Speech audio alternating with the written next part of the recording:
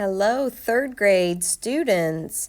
I am Mrs. Spada, and I teach one of the third grade classes. I'm going to be going over your language arts assignments for this week, so that way during your independent working time, you'll know what we are wanting you to work on and focus on.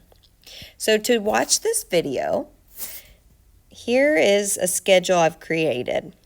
On Monday, I want you to watch the focus wall part.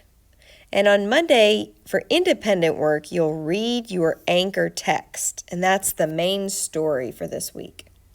And also for Monday, you'll watch the part that says, what makes a great descriptive paragraph? Then you'll stop the video. That's enough for Monday. And you'll work on your independent work that's assigned to you for Monday. On Tuesday, start the video and skip ahead to the slide. I'll skip to it and show you that says start video here for Tuesday. You can see it up here in the corner. On Tuesday, you'll watch the part of the video that explains how to pre-write a paragraph. Then you'll stop the video and you'll work on that part of your writing for that day. You'll also work on your other independent reading assignment work. Then on Wednesday, same drill. You'll start the video and you'll scroll or forward ahead to the part that says start video here for Wednesday. Wednesday, you'll learn how to draft a paragraph. And then you'll stop the video and work on that on your own. On Thursday, our last day with the video, you'll watch all the rest of the video. You'll learn how to edit a paragraph and make a final copy. There's also a little bit of grammar exercises included at the end that you might get to throughout the week. On Monday, if you choose to do your grammar assignments first, then skip ahead to that part of the video that's at the very end, and it goes over some of your grammar skills for the week. So you're welcome to stop and start the video. Don't try to watch it all in one day because it would be a lot for you to try to remember. And here we go. This week, our essential question is, how is learning different at home than at learning at school? And what a great question for us all to be thinking about nowadays. You're going to read 2 different stories this week. One of them is called A Fine, Fine School. It's humorous fiction. Fiction means fake. So this story is really meant to make you laugh or smile. And it's a made-up story from a made-up school. The second story you're going to read is later on in the week on your own, and it's called One-Room Schoolhouses. Now, if you get bored and you want to go around this week in Richmond, there is a one-room schoolhouse on EKU's campus. It's across from the planetarium, and maybe your parents or grown-ups can help you figure out where that is if you ever want to walk by there or take a walk on campus and see EKU's one-room schoolhouse that we used to have. Now for writing this week, we're going to be working towards narrative writing, which is telling a story, but we're going to break it up into smaller parts. We're just going to work on a paragraph. Think back last year. How big should a paragraph be? It's usually about 3 to 5 sentences. And when I say 3 to 5 sentences, that means if you have just 3 sentences, then you're including a lot of descriptions and details. And if you have up to 5, you've also included a lot of descriptions and details that go with your paragraph. So we're going to work on that all this week.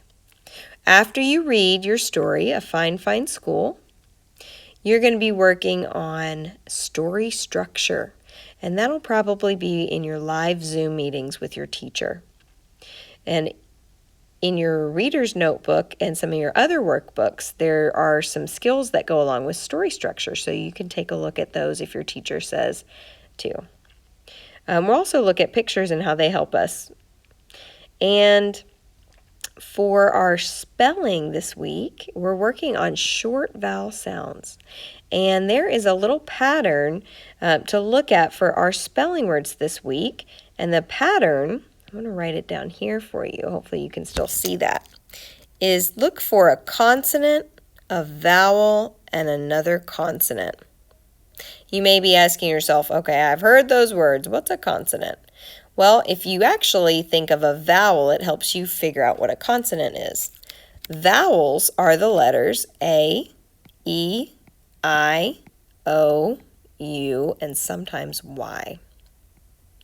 Consonants are all the other letters in our alphabet. And these spelling words will have a consonant, then a vowel, and a consonant. Usually a short vowel sound follows that pattern. Now they may have other consonants. For example, this first word, crop. It has two consonants in the beginning, then a vowel, and then a consonant. But the point is you still see that pattern within the word. You still see a consonant, vowel, consonant pattern. So look for that in your spelling words this week, and that might help you figure out how to break apart your sounds and spell the words. Now, the last thing is our target vocabulary. And so you see 8 big words here that you're going to see throughout this story. And you may even talk about some in your live Zooms. The words, you can say them with me if you can read them there. Principal, sword, strolled, worried, proud, announced, fine, and certainly. So be looking for those words. For Monday, we're going to talk about a descriptive paragraph. And a descriptive paragraph really has several different things. It has a topic sentence. And the topic sentence lets the reader know what it is they're talking about. It tells the topic. A descriptive paragraph also has some supporting sentences. And these tell more about the situation and the characters.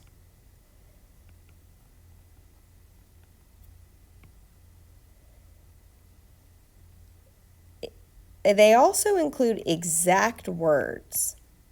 So instead of just the word stuff or things or you know what I mean, they give specific details. And that's why they're so descriptive, because they've got a lot of those detail words in there. Maybe they use colors or size or shapes to describe the objects. Maybe they name the objects instead of just saying that thing over there. They might say that brown fluffy chair in the corner of the room. Maybe they describe where something is or when something happened. So try to use some exact words in your descriptive paragraph. And this next part is one of my favorite things descriptive paragraphs have, and that's sensory details. When you hear the word sensory, you probably think of the word senses. Well, you might remember your 5 senses. Can you say them with me? Here's an eyeball to remind you of one of them. Your sense of sight and how things look or what you see. Well, if you could think of a detail of something you see, that would be excellent to put in your writing. What about if I draw an ear? That's right, something you hear, sounds you're hearing, some words you're hearing, noises you hear. If you can describe those, it makes your writing sound even better. What if I were to draw a nose? That's right, something you smell. And what about lips or a mouth? That's right, something you taste. And the last thing, and by the way, taste could also be I tasted victory. That doesn't mean I literally ate a piece of gum that was victory flavor. I don't even know what flavor that would be. It could mean that it's a kind of like a feeling you've had that you've accomplished something. So you've gotten a little taste of that. And the last one, I drew a hand. So what does the hand go with? That's right, it goes with touch or feelings, something you were feeling. And that is how you can add sensory, 5 senses, details to your descriptive writing. The last part is really kind of like copying the first part. It's called a closing sentence, and it's when you tell your reader what your opinion is about the main topic. So you're restating one more time, but adding something extra that leaves the reader going, ooh, I never thought of it that way. Ooh, good point. Ooh, good opinion. Well, let's keep going since it's Monday. Keep your video going. Here is an actual model of a descriptive paragraph. Let's read it together. You can put your finger on the first word, my, and we'll double tap at periods. Here we go. Ready? 3, 2, 1. My favorite place in the whole world is the library. I love to sit on the red beanbag chair in the kids' reading center. There are small, large, thin, and fat books. I love the smell of the old books and the way their smooth pages feel. Mrs. Turner always smiles at me and checks out the books that I want to take home. The library is a friendly and special place. Now let's stop there. Great reading. Don't worry about this bottom part here. But what I want you to take a look at is how this is laid out. Look at their topic sentence. Now the prompt, what they were supposed to do, which is what you're going to get to do this week, is to describe one of your favorite places to someone who has never been there. Now I know it sounds weird to not read that first, but I kind of wanted you to see what you thought that person was describing in their paragraph. Could you tell they were describing the library before I even told you what they were supposed to do for their writing assignment? Hopefully you could. They start out right away. My favorite place in the whole world is the library. So they let us know right there what the topic of this paragraph is in their topic sentence. Your first paragraph should include what your topic is. Then they included exact words. Here's some: small, large, thin, and fat books. Red beanbag chair in the kids' reading center. They didn't just say, yeah, they got some chairs and books and stuff over there. They said, no, in that corner or in that reading center, there is a red beanbag chair and there's small, large, thin, and big books that I like to read. Then they include these sensory details, the smells of old books, the way the smooth pages feel, someone smiling at them. And then they end with a closing thought. The library is a friendly and special place. It kind of goes back to the topic in the beginning, but it also adds a little bit of their opinion. So this is an example of a descriptive writing or paragraph. Now, number 2 down here at the bottom. If I could be any place at all, I would be at the circus. The circus tent looks so huge and bright that I feel happy right away. Everyone there is smiling and you can hear laughter all around. There are peanuts and popcorn too. My favorite part of the circus is watching the funny clowns juggle fruit. There is no place like the circus. Feel free to look at the next slide, because today is Monday, and you can see how this is broken up. You can see where their topic sentences, where their exact words are, their sensory details, and the closing sentence. And I want you to think about your descriptive paragraph. You're not going to write the whole thing today. Just be thinking about it. We're going to call that brainstorming. This is a light bulb, like you're thinking of an idea. So be thinking of an idea and something that you could write about to describe one of your favorite places to someone who's never been there. All right, you may stop the video here for Monday. Welcome back. It is Tuesday, hopefully. Hopefully you've started the video on a next day right here. And we're going to continue where we left off with our descriptive paragraph. Now that you've brainstormed your idea for a place that you want to describe that to someone who's never been there, we're going to brainstorm how we want to include sensory details about that topic. So whatever your idea is, you're going to put it right here in the middle. And on a piece of paper, you're welcome to recopy this down. This is just one circle in the middle and then 5 circles around it. We're going to include the 5 senses in these circles. Here's an example. If you were writing about your school, this person's school, instead of model school, I guess it's Vogel school, they said at their school, they were going to describe their school. I guess it's someone's favorite place. And they're trying to describe it to someone who's never been there. So you really have to be descriptive. They said there's soft grass in the playground. There's bright colored pictures on the walls, sparkling floors. They hear students giggling and chorus singing and the band playing.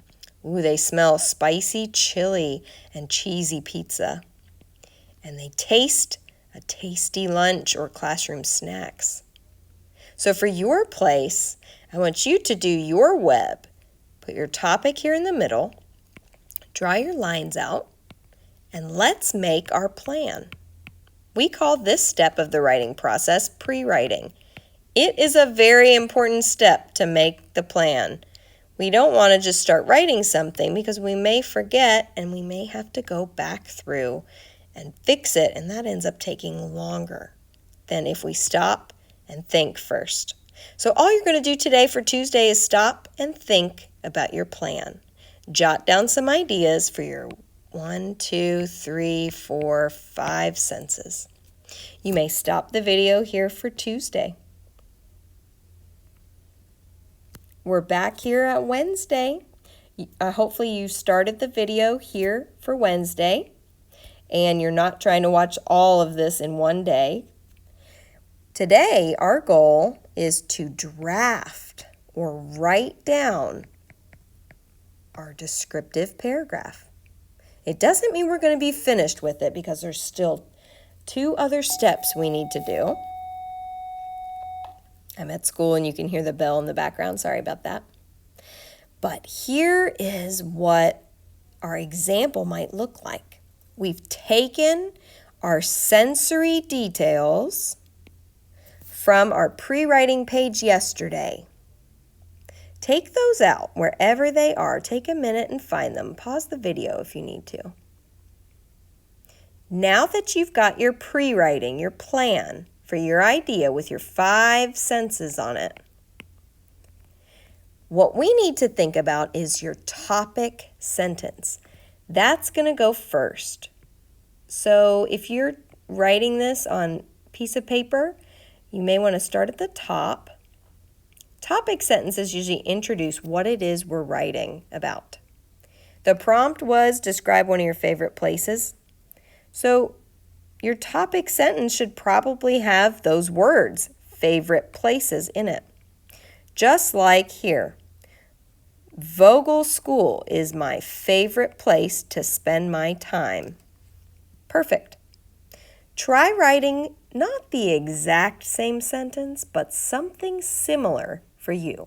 You can pause the video and do that if you would like. And then, to include our supporting sentences, we're going to take our sensory details from our plan. We're going to put those next into our paragraph. And so you may want to start with what you walk up to or what you see when you come to this place, like these people did. As you walk up to the school, you can see bright colors of the walls through the glass on the front doors. Maybe you go with a sight that you see when you walk up to your place, or drive up to your place, or fly up to your place, wherever your place may happen to be. Talk about what it looks like inside. Paint us a picture, but with words, not an actual picture. Inside, the floors shine and sparkle. They're beautiful pictures that students have painted, hanging everywhere. Now tell us maybe one of your hearing details. You can always hear people giggle and sounds of chorus and band. Tell us something that you feel there. I love to sit on the soft grass in the playground as I enjoy my tasty lunch. Tell us something you taste or smell. Once you smell the scent of cheesy pizza or spicy chili coming from the cafeteria, you get really hungry. The school lunches taste just as good as they smell. Even a classroom snack tastes great. And here's where you put your ending sentence. You may want to pause and write down some of your sensory details, and then press play when you're ready to wrap it up at the end with a closing ending sentence. One more time, restate what your topic was up here and give your opinion about it. This person says, it doesn't matter what it is, snack or whatever, as long as it's at the school. And they didn't specifically say, the school is my favorite place, but they kind of did with the way they phrase that last sentence. It doesn't really matter what it is I'm eating. As long as I'm at my school, it's good. It doesn't matter what I'm wearing or who I'm with. As long as I'm at my grandma's house, it's wonderful. You don't have to use those exact words. In fact, I want to encourage you to think of your own words. But you don't have to always end it just like you started it. You can. My favorite place to spend my time is this school. Let's pause our video there for Wednesday. You're back here on Thursday, hopefully, ready to take a look at your writing, your descriptive paragraph. So you have your writing somewhere. Please go get it if you don't have it out with you. You can pause the video if you need to. And today we're going to do 2 steps before we make a final copy, which we'll also do today. These 2 steps are editing and revising. And editing means you're checking for spelling, errors, grammar, capitals, things like that. Revising is harder. Revising is all about our ideas and what we wrote. Does it make sense? Does it flow? Does it sound good?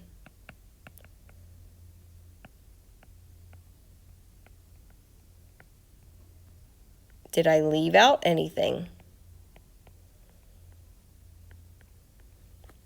So we need to read back through what you wrote and take your pencil or even a colored pencil or a colored pen and cross out anything that doesn't sound right and change it or add more. Maybe you realize I didn't really make it very descriptive. Well, adding more is another way you can revise your ideas. Add more detail. That's usually the biggest one, the biggest tip I could tell a lot of students is to go back through and make sure you've added even more. Remember, we're describing a place we think someone else has never been to, so we need to be very clear. Here's what Sarah did when she looked at her corrections. She was trying to make her description clearer and more vivid or detailed. There's one place I always love to go. Ooh, I like how she started. It's the school art room. Now she told us her topic. Even before you get there, you can smell the art stuff. Oh, okay, she crossed through stuff and she changed it to paint and clay. She drew in an upside down V, which means she wants to add something right here, and she crossed out stuff. She put, "It's a wonderful smell. Inside the art room, the walls are covered with pictures, masks, and puppets." She added pictures, masks, and puppets. She crossed out things that the kids made. That's not very descriptive. So she added pictures, masks, and puppets. She named them. "Tables and easels are scattered all around. Jars of," she's wanting to add the colors, "red, blue, and yellow paint are stacked up." So this time she didn't cross out anything. She just wanted to add in some more details. "While we work, Miss Varga plays music to go with our project." Oh, she added in something else. "For instance, once she played soft, tinkly piano music when we made snowflakes. When I'm in the art room, I never want to leave." So they restate where the place is, and then they tell us how they feel about it. After you've looked at this example, make your corrections, and then the last step is to write it or type it in a final draft. Final draft means it's all done. And then I am so proud of your hard work on this descriptive paragraph. I bet you your paragraph has grown from Monday, when we looked at some examples together, when we made our ideas, when we made a plan, all the way up to writing it and editing it. I'm so proud of your hard work on your descriptive paragraph. We can pause the video here, or you can stay on and look at the different grammar activities. Hopefully you've taken a break, or you're coming back to look at the grammar activities. And this week we're focusing on a simple sentence. There's two parts of speech a sentence must have. One of them is a subject, the other is a verb. Sometimes the word verb is also called predicate. I just want to throw that out there. So that way, in case you hear it called predicate, it's really also meaning verb. The subject is really the who or the what of the sentence. It's what the sentence is about. It could be a noun. What's a noun? That's right, it's a person, place, thing, and it could even be an idea.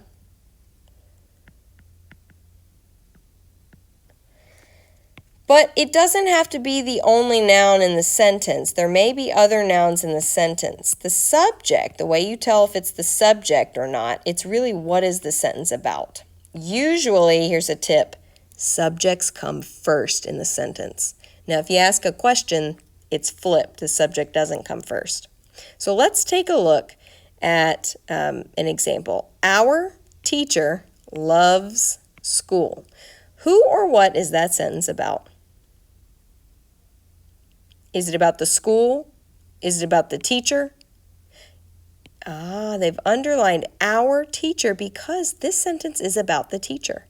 All our desks are neat. What's the sentence about? It's about the desks. And which desks? All of the desks. Very good. So we underline the whole words that go with that subject, and we call that a complete subject. A subject could be more than one word. It could be all the words that describe or go with that subject. And the subject is just the who or what we're dealing with. It's not what are they doing, it's just the who or what. So take a look at some of these sentences here and try them on your own.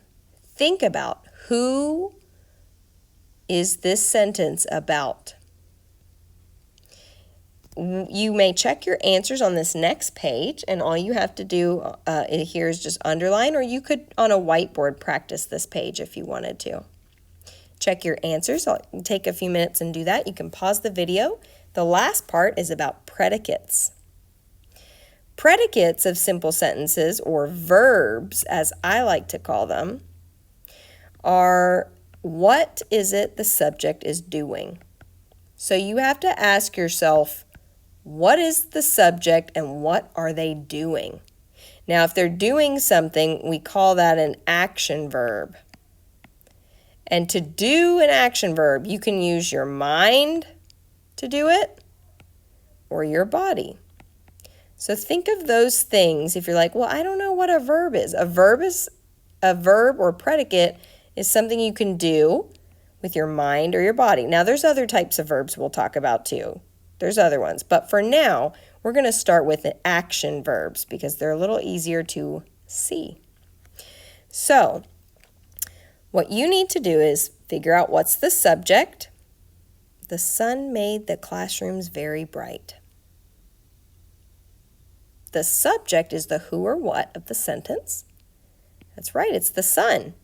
The complete subject would be the sun. What is the sun doing? It's making the classrooms very bright. All those words could go together to make up our predicate or our verb. I like to label the predicate with a V for verb because then I know it's different from a different part of speech we'll learn about later that also begins with the letter P. So the word made or make is something I could do with my body. It's also something I could make with my mind. I could make up a thought in my mind. That's making. So that is something that the sun is doing. The sun is making. So for number 2, find out what your subject is. Our teacher. And what is our teacher doing? Are they windowing? I don't know if I can window with my mind or my body. That sounds like a thing. Are they the-ing? How do you the with your mind or your body? Are they all? How do you all with your mind or your body? Are they opening? Aha! Open all the windows. That sounds like our complete predicate. All the words that go with what is it that they're opening. Open the windows. That is our complete predicate, or you can label it as the verb. So try the rest of those and then check your work on that last part of the video. I hope this video is helpful. I hope you have learned a lot this week. I also hope you didn't try to watch this video all at once because it's very long. I'm proud of all your hard work, guys. Make your teachers proud, and best of luck.